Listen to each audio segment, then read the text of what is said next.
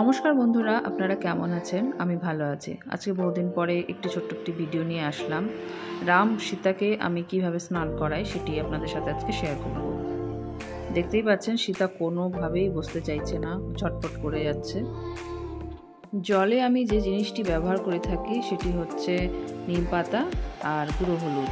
নিম পাতাকে জলের মধ্যে দিয়ে ভালো করে ফুটিয়ে রুম টেম্পারেচারে রেখে দিব ফোটানোর পরে, এবং একদম ঠান্ডা যখন হয়ে যাবে তখন আমি ওর মধ্যে 1 চামচ হলুদ গুঁড়ো দিয়ে দেবো। এভাবে তাদেরকে আমি স্প্রে দিয়ে বা শাওয়ারের মতন করে তাদের কোনো পাত্রের মাধ্যমে তাদেরকে স্নান করানো হয়।